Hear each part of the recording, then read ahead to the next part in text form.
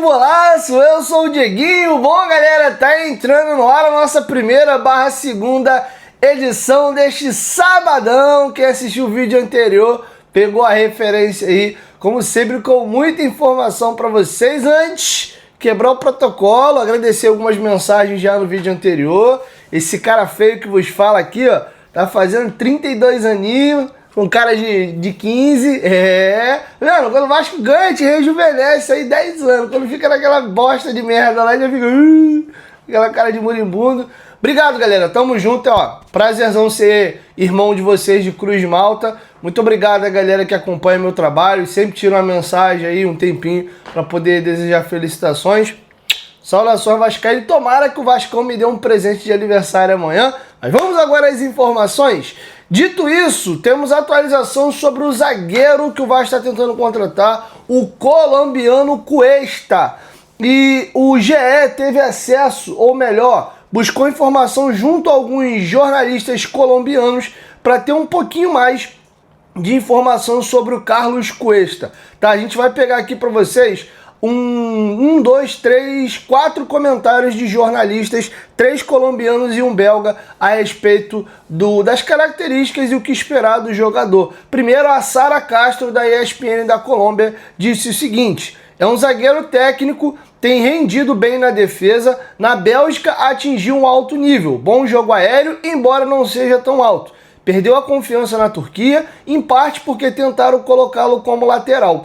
Muitos poucos minutos no Galatasaray, com um bom ritmo de competição, terá chances de voltar à seleção. Aos 26 anos, tem tudo para se recuperar e voltar à forma. Agora a gente vai ouvir o Mariano Olsen, que é da Win Sports, também da Colômbia. Aspas para o mesmo. Foi titular na defesa central da Colômbia na Copa América de 2024 e ficou marcado por não fazer a falta em Lautaro Martínez na jogada do gol. É destro, pode jogar também na lateral, coisa que fez no Galatasaray, mas não é o habitual. Não é muito alto, mas é rápido. Um problema que tem são as lesões. Isso dificultou a passagem dele no Galatasaray. Lá ele teve uma partida nefasta, que errou muito e por isso o técnico o tirou do time. É um bom jogador de futebol com boa habilidade. O jogo aéreo não é o seu forte pela estatura, mas é um bom jogador que precisa retomar a confiança, o que pode acontecer no Vasco. Agora a gente vai ouvir o Johnson Rojas, da Caracol TV, também da Colômbia. É um jogador que é bom na capacidade de 1 contra 1, é técnico, tem boa saída com a bola, é um defensor forte, tem uma boa precisão nos passes, é um homem que se destaca pela sua liderança, é um jogador maduro, pode alternar entre diferentes posições, como zagueiro central e lateral. E como tem qualidade técnica, ajuda muito na saída das equipes quando se trata de iniciar os ataques desde a defesa. E para fechar, o Tom Boldwell, jornalista da Bélgica, disse o seguinte: ele jogou 5 temporadas no Genk, lá na Bélgica. Ele é um zagueiro sólido, forte nos contatos individuais e firme. E seus duelos são bons. Não é o melhor, mas é um jogador razoável. A gente pega essas 4 opiniões e algumas coisas me chamam aqui a atenção, porque tem pessoas que se contradizem. Um diz que ele é bom no jogo aéreo, apesar de não ter boa estatura, e o outro já diz que ele não é tão bom no jogo aéreo por causa justamente da estatura. Todos exaltam aí a saída de bola dele, ele ser um zagueiro construtor de velocidade, com um bom refino técnico. Por esse motivo, alguns treinadores usam ele também de lateral, porém foi justamente como lateral que ele não deu certo no Galatasaray. Também não entendi o porquê que eles contrataram um zagueiro e começaram a usar o cara lá de lateral. Então é uma situação que fica meio sem sentido. Ao mesmo tempo, tem uma jornalista que fala que o ápice dele foi jogando na Bélgica, até porque, né, na Turquia foram 6 meses só. Porém, ouvindo um jornalista belga, ele faz vários elogios, mas ele, ao resumir o jogador, ele cita que ele é um zagueiro razoável.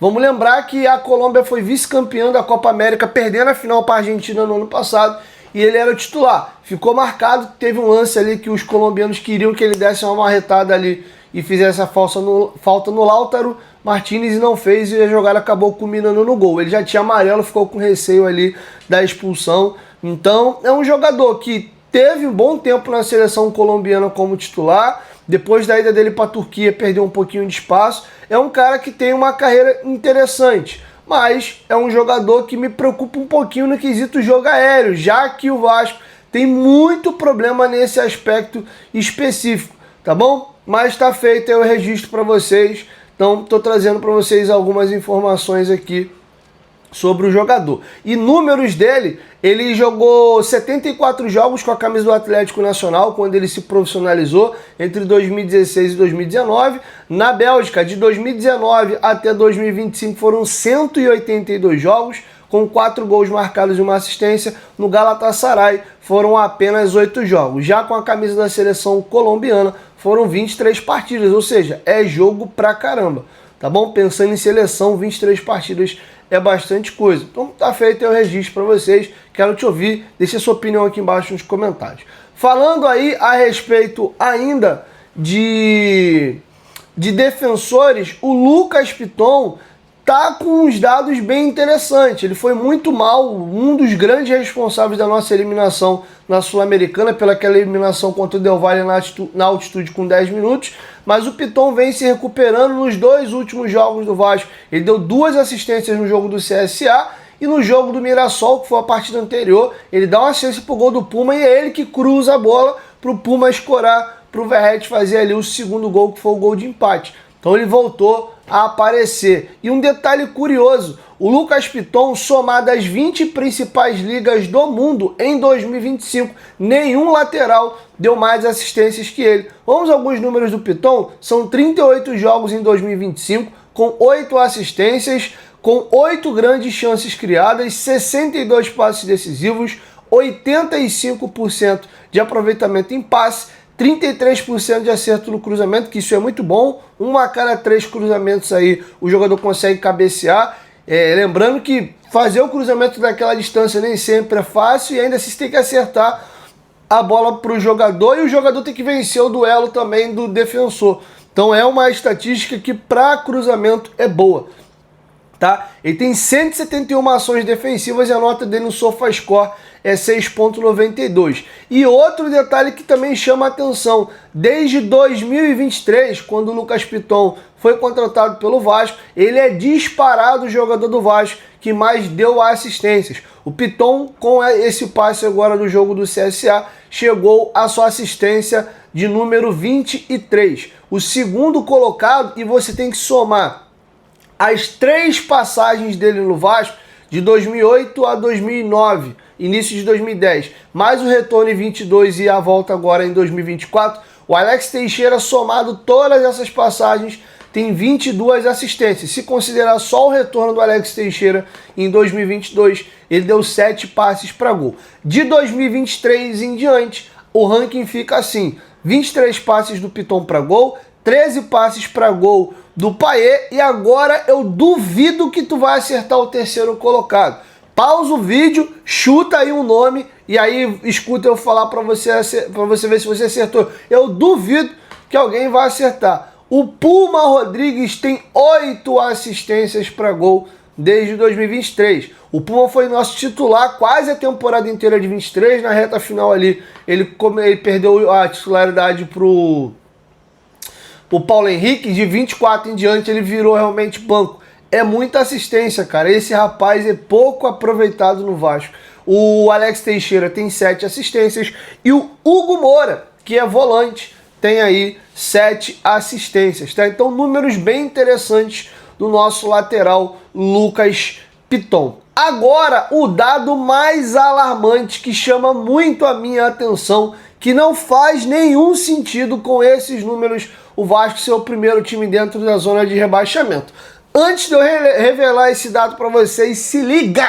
A Golcase é nossa parceira aqui no canal Futebolaço, ó. Use o nosso cupom, tá passando para vocês aí na tela GoVasco, para você pegar as nossas promoções. Comprou a primeira capinha, a segunda sai de graça, por menos de R$25. Você leva aí 2 capinhas do Vascão da Gama, são várias estampas. Além disso, tem várias outras promoções rolando. Nossas garrafas aí, modelo Urban, ou melhor, Fresh, que é a nossa garrafa top de linha, 950 ml. Você comprando a nossa garrafa, tá vindo de brinde o mimo da base de silicone, que aí ela ajuda a proteger a tua garrafa contra a queda. Além disso, usando o nosso cupom, a garrafa está saindo por menos de R$161, tá? Tem várias estampas, dá uma olhadinha no site da Golcase que com certeza alguma vai te agradar. Lembrando que são garrafas térmicas. O nosso copo Vibe tá com uma promoção absurda, não vou falar, vou só pedir para você ficar curioso e ir lá consultar. Experimenta botar o copo Vibe no carrinho e acrescentar um outro produto junto para você ver a promoção que entra nesse copo, tá? Nosso copão aqui de 450 ml térmico, mantém a bebida geladíssima instalando. Nosso copo Life faz muito sucesso com a mulherada, principalmente em academia. Tem a opção de tomar com canudo, tirar a tampa aqui e tomar ele normal. A galera do churrasco aí, guarda encher o copo ali e toma ele virada no churrasco. Nosso copo Life tá saindo por menos de R$200. Meu amigo, aqui é 1 litro 120. Tá maluco, é meia garrafa de coca aqui, beleza? E nossa garrafinha aí de 500 ml, modelo Urban, tá saindo por menos de R$80, 500 ml. Use o nosso cupom GOVASCO. Lembrando, todos esses produtos da Golcase são oficiais e licenciados. Na compra do produto, o Vasco ainda ganha royalties. Olha que maravilha, beleza? Golcase, parceira do canal Futebolaço. Vai no link aqui na descrição ou no QR Code. Não esqueça de usar o cupom GOVASCO. Bom, galera, vamos agora ir para um detalhe que me chamou muita atenção. O Vasco da Gama, o Colossal da Colina, é o 5º clube no Brasileirão que cria mais chances claras de gol. Se o Vasco convertesse o volume de oportunidade clara de gol, ele era um dos times aí do pelotão de cima. Só para vocês terem uma ideia, o time que lidera o quesito é o Bahia. O Bahia tem 38 grandes chances criadas e é o 4º colocado do campeonato. O 2º colocado é o Flamengo, que é o líder do campeonato, com 33 grandes chances criadas. O 3º colocado é o Cruzeiro. O Cruzeiro é o 2º colocado do campeonato, empatado em pontos com o Flamengo, tendo um jogo a mais, tem 32 grandes chances criadas. Perceberam? 1º, 2º e 4º na classificação do Brasileiro. O 4º colocado é o Internacional, com 31 grandes chances criadas. O Inter está na meiuca ali, mais para a parte baixa da tabela, em 11º. E o 5º é o Vasco da Gama, com 29 grandes chances criadas. O Flamengo, que é o líder do campeonato, criou 4 grandes chances a mais que o Vasco. Inclusive, o Vasco tem 2 jogos a menos e o Flamengo só tem 1. O Vasco, nesse jogo a menos que ele tem para fazer, ele até poderia igualar ou ultrapassar o Flamengo, por exemplo, se ele criar a partir de 5 chances nesse jogo a menos que ele tem no comparativo com o Flamengo. O Vasco está na posição de tabela pela incompetência, muitas das vezes, dos nossos atletas de fazer os gols. O Verratti está numa fase tenebrosa. E defensivamente o time é uma peneira. O Vasco cria, às vezes nem aproveita o que criou e acaba sempre estourando na defesa e tomando alguns gols. É bizarro. O Mirassol, que é a sensação, aí é o 5º colocado, o Mirassol cria menos que o Vasco. O Mirassol tem 27 grandes chances criadas, assim como o São Paulo, que também tem 27. O Fortaleza é o 8º, que também está na zona de rebaixamento. Fortaleza tem 26, o Corinthians é o 9º com 25, o Bragantino é o 10º com 25, o 11º o Botafogo com 24, o Grêmio é o 12º com 22, o Vitória é o 13º com 22, o Santos é o 14º com 21, o Fluminense é o 15º com 20, o Ceará é o 16º com 19, o Palmeiras, olha que loucura, o Palmeiras é o oposto do Vasco, é o 3º colocado do campeonato e por grande chance criada seria o 1º na zona de rebaixamento. Tem 19 grandes chances criadas, é o 17º. O Atlético Mineiro está na zona de rebaixamento, é o 18º com 17. O Sport Lanterninha criou 16 e o Lanterna do campeonato em termos de criar chances é o Juventude com 9 grandes chances criadas. É bizarro, né, rapaziada? A gente sabe que no papel o time não tem essa ruindade toda para estar na zona de rebaixamento, muito pelo contrário. A gente tem algumas carências, alguns buracos no elenco, mas o Vasco era time para estar no meio da tabela com tranquilidade, mas está sendo absurdamente incompetente para converter o seu volume de jogadas em gols. E precisa sim resolver a defesa. Aí você pega um dado oposto, o Vasco é o time que mais toma gols com falhas individuais. Um jogador que faz uma besteira e na sequência aí o adversário acaba fazendo o gol. Então, a soma desses fatores empurram aí o Vasco para rabeira ali e para a zona de rebaixamento. Mas eu acredito que o Vasco vai se recuperar no campeonato. Por hora, confesso para vocês que eu não estou preocupado aí com queda e tal. Eu acho que o Vasco vai, assim como no ano passado, vai dar uma arrancada agora e vai terminar o campeonato ali pela meiuca, tá? É o que eu acredito. Tomara que de fato a minha convicção esteja correta, mas a gente precisa aí fazer uns ajustes pontuais, principalmente na defesa. E aí, o nosso Carlos Cuesta, tomara que realmente o negócio sacramente e ele seja bem sucedido.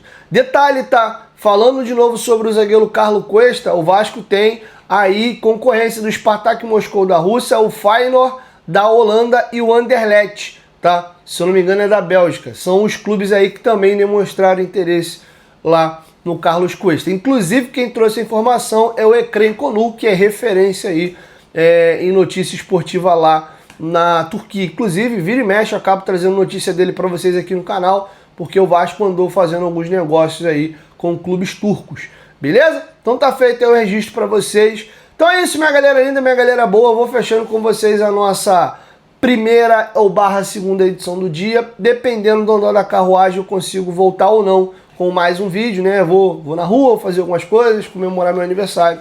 E dependendo aí, se eu conseguir, eu volto, tá bom? Beijo no seu coração, saudações vascaínas e até a próxima edição. Tamo junto!